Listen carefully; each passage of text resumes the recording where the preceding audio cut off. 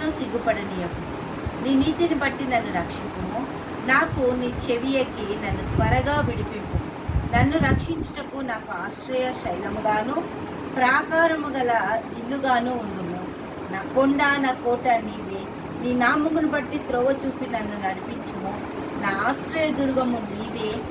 నన్ను చిక్కించుకొనుటకై శత్రువులు రహస్యముగా ఒడ్డిన వలలో నుండి నన్ను తప్పించుము. దేవునికి మహిమ కలుగును గాక.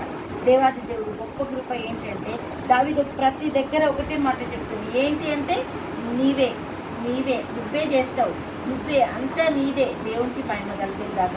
మనం కూడా ప్రతి పరిస్థితిలో దేవుని ఒక మాటలు అన్నింటినీ కూడా మనం దేవానికి స్తోత్రం, నువ్వే చేయగలవు, నువ్వే తీసుకుపో, వీళ్ళని నువ్వే తీసుకురా, దూత ఇవి ఆజ్ఞాపిస్తున్నాం, ఈ విధంగా జరుగును గాక అని మనం అడిగినప్పుడు దేవుడు కంపల్సరీ 100% మనకి ఆ ఒక పనిలో నుంచి దావీదు ఇక్కడ ఒకటే అడుగుతుంది. నా ఆశ్రయ దుర్గము నీవే.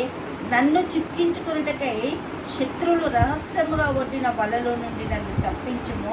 నా ఆత్మను నీ చేతికి అప్పగించుచున్నాను. యెహోవా సత్యదేవా, నన్ను విమోచించువాడవు నీవే. నేను యెహోవాను నమ్ముకొని ఉన్నాను. వ్యర్థమైన వేటి వైపు నేను చూడట్లేదు. అవి నాకు పని చెయ్యవు. చూసిన వాటి వల్ల నాకు ప్రయోజనం లేదు.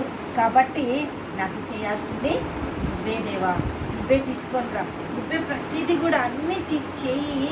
ఎప్పుడైతే మన బిడ్డలు ఏం చేస్తారు, ఏ విషయంలో కూడా అమ్మ నువ్వే నాకు తీసుకురా, నాన్న ఇవి ఇది నాకు కావాలి, ఎవరిని వచ్చి తల్లిదండ్రులనే అడుగుతాం.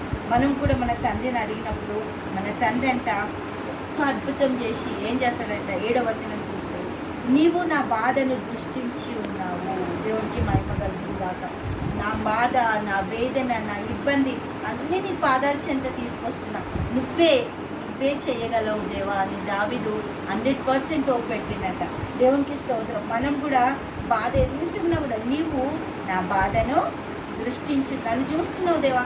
మనుషులు చూసినా చూడకపోయినా పర్వాలేదు, వాళ్ళు నన్ను లెక్క చేసినా పర్వాలేదు, లెక్క చేయకపోయినా పర్వాలేదు, కానీ నువ్వు నా బాధను దృష్టించి ఉన్నావు, నా ప్రాణ బాధను నీవు కనిపెట్టి ఉన్నావు. తండ్రి దేశానికి స్తోత్రం. గొప్పది అద్భుత ఆశ్చర్యకారాలు చేస్తుంది తండ్రి. నాయన కీర్తనలు ప్రభ 31వ అధ్యాయం ప్రాకార ప్రభ ఎవరు ఏమి దూషించి అవమానపరిచి కించపరిచినా కూడా దావీదు అంటుండు, ఒకటి నా కోసం మేలుకరమైనది దాచిపెట్టినావు కదా, నీ అందు భయభక్తులు గలవాడికి మేలుకరమైన ఇస్తానన్నావు కదా అని ప్రభు నీ దగ్గర మాట్లాడినప్పుడు అటువంటి అద్భుతాలు ఆశ్చర్యకారాలు దయచేసి ప్రభు ఆ బిడ్డల యొక్క జీవితాలు విస్తరింపజేస్తున్నందుకు కృతజ్ఞతలు చెల్లిస్తున్నాం. యేసుక్రీస్తు నామమున నీ మేలుతో దీవెనలతో ఆశీర్వాదాలతో నడిపించినందుకు వందనాలు స్తోత్రాలు చెల్లిస్తూ ప్రతి ఒక్క కుటుంబాన్ని మీకు అప్పగిస్తూ ప్రార్థిస్తున్నాము తండ్రి.